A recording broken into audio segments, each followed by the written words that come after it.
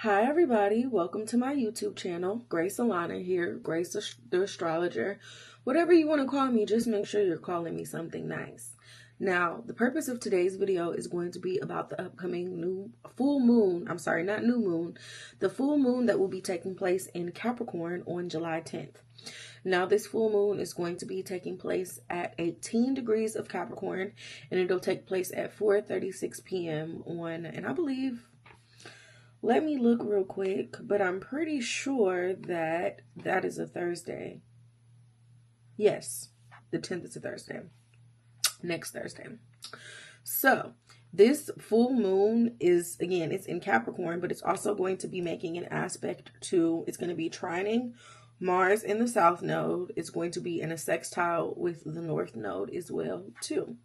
So I'm going to break down the transit and what to expect. And then I'm also going to break down the transit for each rising sign and give like little mini horoscopes as to what each rising sign can expect from this transit.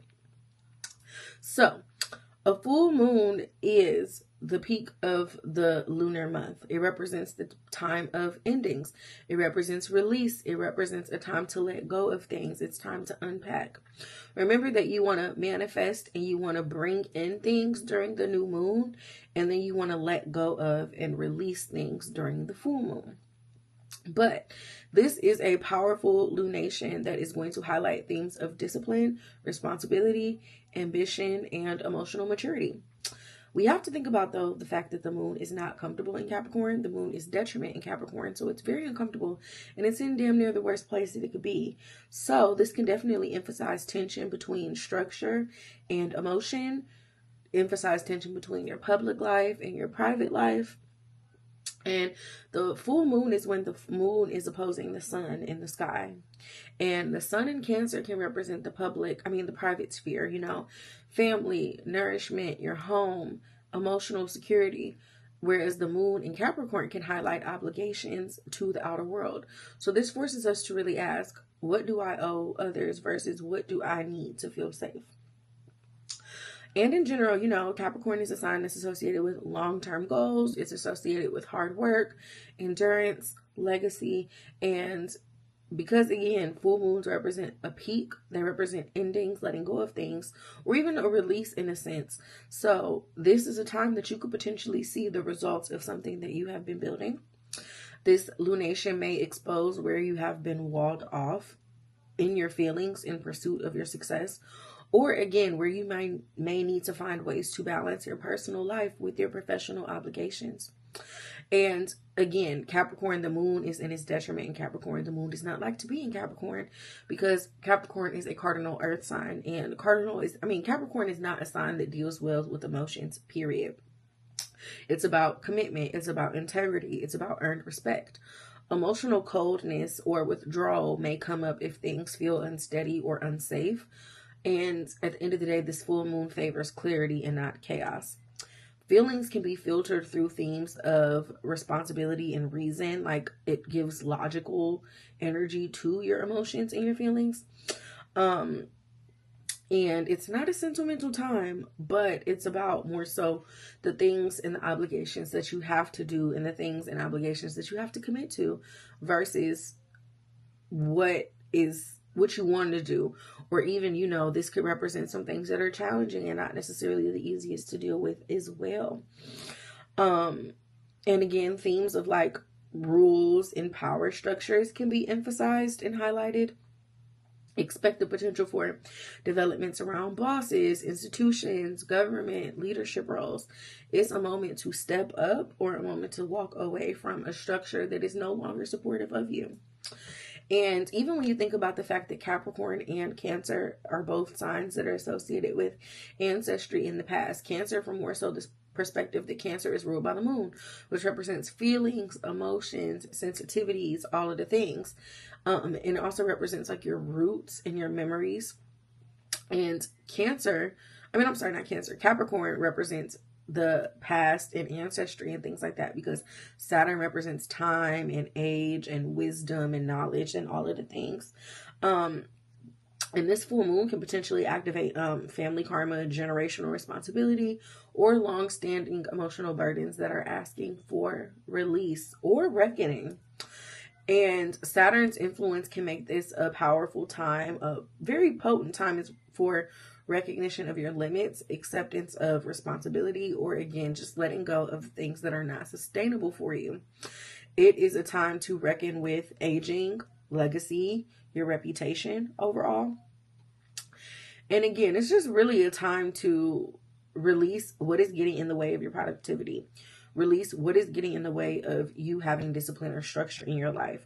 Release what is getting in the way of your goals and the things that you are trying to achieve and accomplish overall as well too. It's a time to really focus just on what is important. And again, like I mentioned, the full moon is going to be making aspect to Mars, the South Node, and the North Node. So the trine to Mars is going to bring energy, drive, and action, but without the chaos of a hard aspect. So this can be more so helpful than harmful. Mars can bring the moon courage, decisiveness, and a productive effort. This makes the lunation very potent for cutting ties, taking bold but responsible action, or defending your boundaries if necessary. And again, this might be a moment where hard work, martial strategy, and focused effort will pay off, especially if you align your hard work with duty, with ambition, with a purpose. The South Node is going to be in a trine with the South Node as well too, which the South Node is associated with loss, reduction, and detachment. So a trine here can suggest letting go, again, particularly maybe of old goals, any burdens that you have, public roles, or outdated structures that no longer serve you or that are productive for your higher path and where you're trying to go overall. The South Node in trine to the full moon also really supports voluntary renunciation, closure, or maturation through release. It's easier now to stay away and let go of what feels heavy, karmic, or anything that's past its time, especially if it's something that's related to your status, your obligation, or your legacy expectations. It's a time to let go of the expectations and the things that people hold you to, the responsibilities and the things that other people put on you that you don't want no parts of. It's a time to really embrace what is important to you and the things that you are trying to get done. And lastly, it's in a sextile with the North Node, which is associated with growth, direction, and longing. A sextile is a supportive aspect, and again, this can really help assist with movement towards your future-oriented goals, especially if you are, again, willing to release or let go of the things that are weighing you down and potentially holding you back. The sextile can bring an opportunity to mature emotionally so that you can move forward toward a new path, even again, if this is something that is not comfortable, something that does not feel familiar. The nodes are all about balance, and even with that, the fact that this full moon is making positive aspect to the nodes, this can really stress finding balance, finding structure, finding ways to, because again, that axis of home versus your private life versus your public life, so on and so forth. And balance is key with everything, but especially with astrology. And doors can open again if you can find balance, which is letting go, with stepping up, which is the North Node. It's so funny, that was literally my next point in my notes, balance, and I didn't even remember that I wrote that down. Look at that. Now, what are some potential negatives of this full moon in Capricorn? Capricorn can overwork or deny feelings, so you want to watch for emotional numbness. When the moon is in Capricorn, the moon does not like to be in Capricorn because Capricorn energy is very cold, it's very rigid, it's very structured, and the moon is very free-flowing, it's very intuitive, it's very connected. The moon don't like to be in Capricorn, and the energy is definitely like mean or cold or curt, so don't fall into that energy. High standards are good, but not at the cost of being compassionate. Yeah, you want this. Yeah, you have this goal, but at what cost? You still have to be nice to people. You still have to make sure that your family, other people, other things are supported. It's not just about you. And Capricorn energy is very, all right, this is my goal. This is my plan. This is what I'm trying to get done. And again, you have to think about other people and other things. And this moon may highlight where you or others use control as a shield, as a defense mechanism. Again, you can't control everything. You can't control everybody. And with all of that rigidity and structure that is associated with Capricorn energy, that can definitely turn into like power, abuse, control, those types of things. Now, what are the best ways to work with this full moon? thinking about, are your long-term goals aligned with your deeper emotional needs? Release emotional baggage that you may have centered around achievement, perfectionism, or even your parental or familial approval. Ground yourself with rituals that are tied to the earth. Things that work with like bones, ancestry, your family, spiritual practices, anything like that. Acknowledge your inner elder, your wisdom, your patience, your endurance. Thinking about Saturn, Saturn is the planet that represents, again, patience and time. Saturn is the long game. And also, again, my last point is to honor your accomplishments, even the quiet ones. Respect your own path. Respect the time that it takes you to get where you have to go, because everything happens for a reason, and you end up where you are supposed to be exactly when you are supposed to be there. We have to remember that. So yeah, that is generally what to expect from this full moon in Capricorn. Now, before we get into the horoscopes, let's do a little intermission.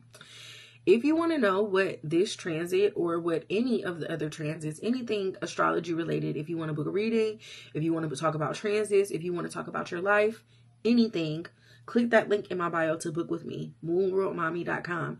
I can answer any questions that you have about your life or birth chart, period. Also, subscribe to my Patreon. My Patreon is free. This whole thing that I just read to you, I just typed that up, put it on my Patreon. Paid members get access to, if you pay $15 a month, you get access to one question. You can ask me, I can pull a card, or I can read your chart. And they also get access to a weekly card pull. I'm going to be working on some long form content for my Patreon subscribers as well too. But free members get access to anything as well too, like all of my videos, a lot of like my breakdowns and interpretations and things that I think I type out and I put on my Patreon as well too. So that's like the best way to get access to me and like kind of like look into my brain. So definitely tap into the Patreon. And again, follow me on all of the socials, Moon World Mommy, on TikTok, Instagram, all of the things. And if you're not subscribed to my YouTube channel, what are you doing? Subscribe. Okay, so into the horoscopes. If you are an Aries rising, this full moon is taking place in your 10th house, which is the house associated with your career, public image, reputation, legacy, all of the things. So career matters can definitely reach a peak with this transit. This can maybe turn into something related to like public recognition, or maybe it's time for you to make a major decision, work related, a job role, leadership position, or your reputation might shift or finalize. So maybe, you know, you've come to the end of your road at your job and it's time to do something different. Or maybe it's time for you to step into a new role or new position within your existing job. Or maybe it's time, maybe something has happened that has changed the way that people see you or view you in a public setting. Authority figures or responsibilities might become more demanding and you might have to give more or work harder. A past effort or a long-term project or something that you might have seriously invested in could potentially pay off at this moment. And it's really a good time to just do a check-in with ego versus duty. Don't let your pride, don't let your big head block something that could be beneficial or substantial for you. Think before you act. If this is, if you're a Taurus rising, this is taking place in your 9th house. So the 9th house represents higher education, learning, spirituality, the law, publishing, travel, foreign cultures, foreign lands, far distances, all of the things. So this could definitely bring a revelation around beliefs, education, or long distance travel. You might have an idea. You might spark something that makes you maybe want to travel or read a book or further educate yourself on a topic, anything like that. There could be a chapter in your spiritual or academic journey that closes. Maybe you graduate college. Maybe you finally get a certificate in something. Maybe you have gotten sick of going to church and you decide, like, I'm not doing this no more. It's time for me to pick up a different form of spirituality. Maybe you decide that you're done with spirituality and you want to go back to the church. Anything. Teaching, publishing, broadcasting could culminate. Let's say you have been working on a book or working on putting something out into the world. Maybe you finally finish it. The 9th house has connotation with the law and legal matters. Maybe something with a legal matter that you have been dealing with comes to a head. And it's really a good time to just, if nothing else, review and let go of any philosophies or ideas that are outdated, that are limiting, that do not align with your path or what you're doing or where you're trying to go. If you are a Gemini rising, this is taking place in the 8th house, which is the house that represents other people's money. So like taxes, debts, loans, inheritances, forms of passive income. It represents trauma, your psyche. It represents things that we hold on to. It represents fears, insecurities, things like that can be seen in the 8th house in a sense. And this can really definitely highlight any financial entanglements, or if you have any deep interworkings between yourself and somebody else, that's something that could become prominent. This could definitely maybe end a debt or a shared financial obligation. So maybe you finally pay off your car note, or you owe your mama money and finally you have gotten the money to give back to your mother. Something like that. And even thinking about your partner, the 8th house represents the money from your partner. So like taxes, inheritances, or your partner's finances could become prominent in your life in some sort of way, whatever that is. And even thinking about like if you have like any hidden fears or any psychological baggage or anything that you need to unpack, now could be a good time for you to unpack those things, because something could come to the surface, something could bubble up, and it, again, full moons are a release. If you are a Cancer rising like me, this is taking place in the 7th house, which is the house that represents relationships, partnerships, business connections. It represents marriage, love, romance, all of the things in a sense. This could definitely represent a major turning point in your relationships. There could be major commitments, or there could be separations. And, you know, if you have anything that has been building up or working toward like a culmination relationship wise, so like let's say there's been a lot of tension between you and your boyfriend, things might come to a peak now, and y'all might have to, there might be a blow up or something that causes you to address the way that you've been feeling or some of your problems or something like that. It's a time for you to assess boundaries, loyalty, balance. Are your relationships reciprocal? Are the people that you are aligning yourself with, do they have your best interest at heart? Or are they supportive? What are your boundaries? Are you doing things or sacrificing yourself for people or in situations that don't make sense? You have to think about that. And you also might need to take a reevaluation in your own role in relationships. It takes two to tango. Everything is not just about you. You also have to think about the role that my light died and I was going to wait, but it's bothering me and I'm not going to edit this out the video either. I don't care.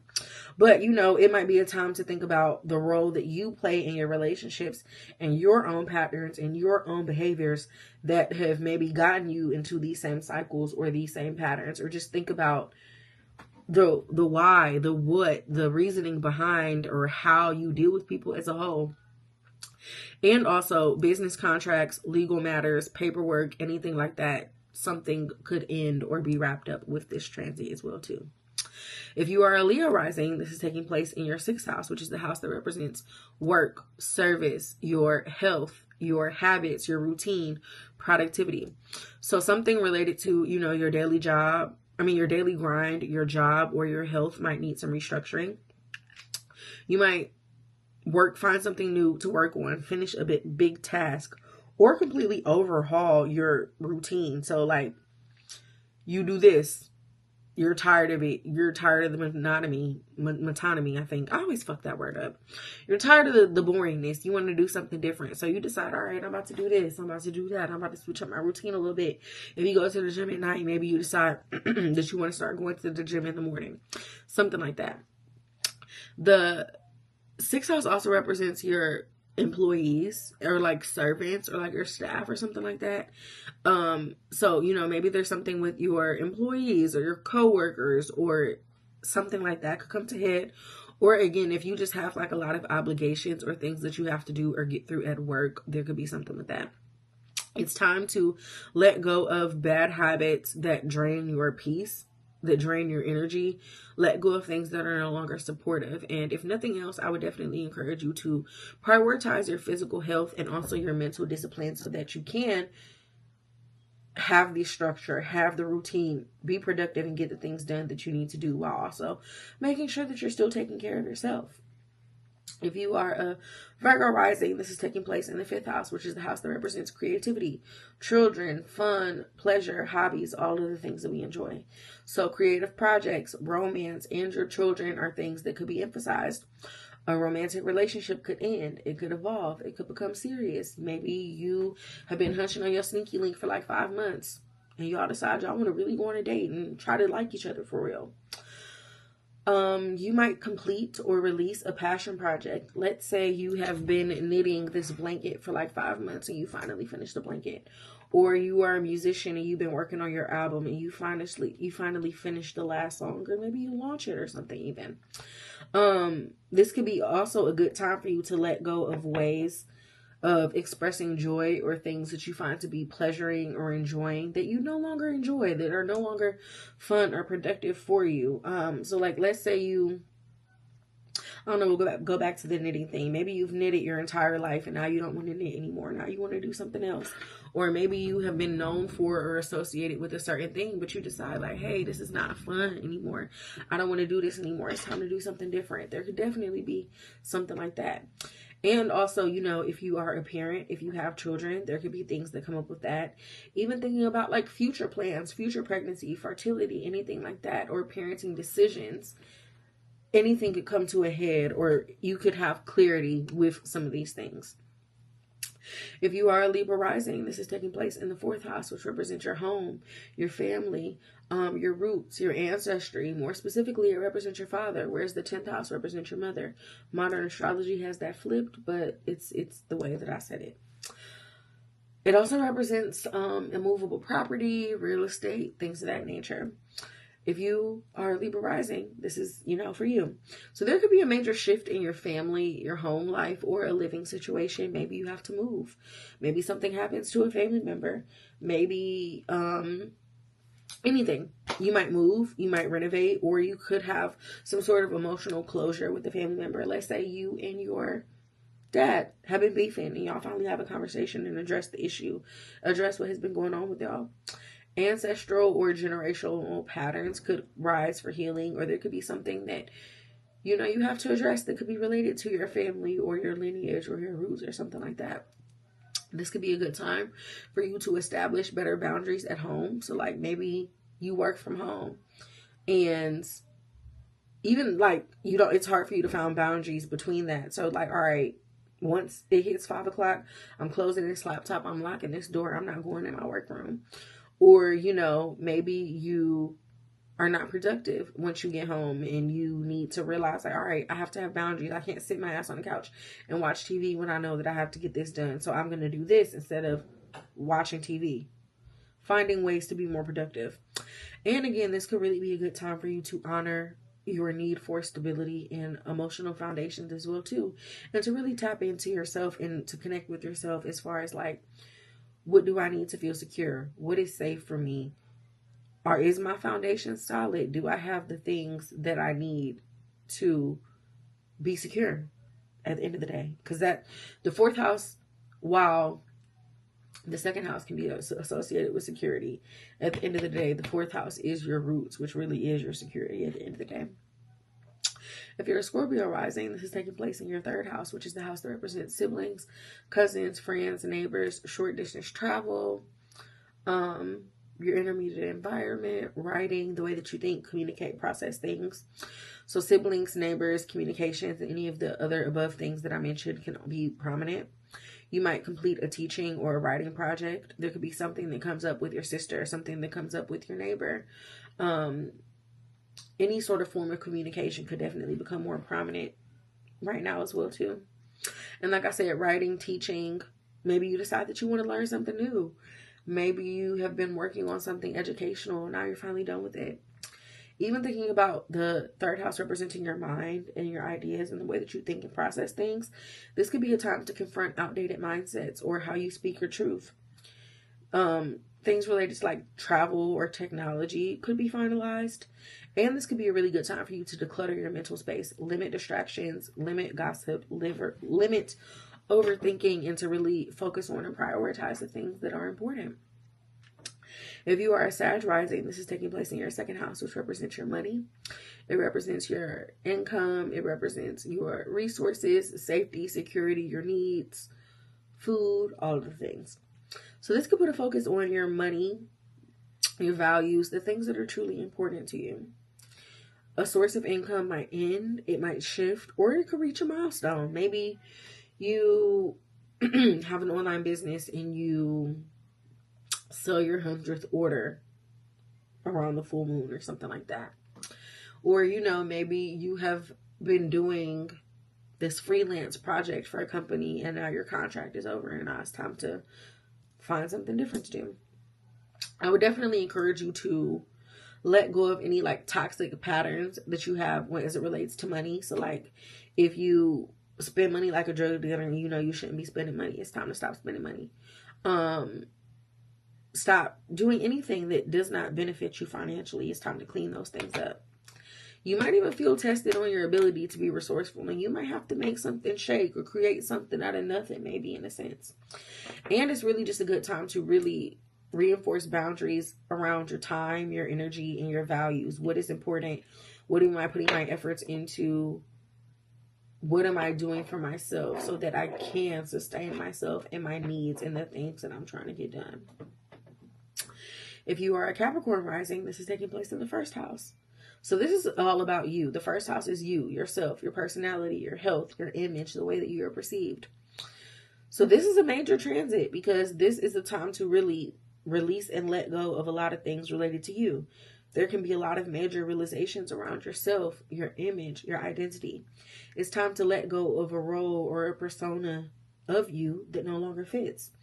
This could be a good time for you to prioritize your health and how you carry yourself. It could be a time to think about your expectations, not your expectations for yourself, not just that, but also what do other people expect from you? What are other people holding you to? You get to pick what you hold. You get to pick what you release. You don't have to take on other people's shit. You don't have to do things for other people that you don't want to do. And if you feel like people are projecting themselves onto you, again, you can choose what you want to carry and what you want to let go of.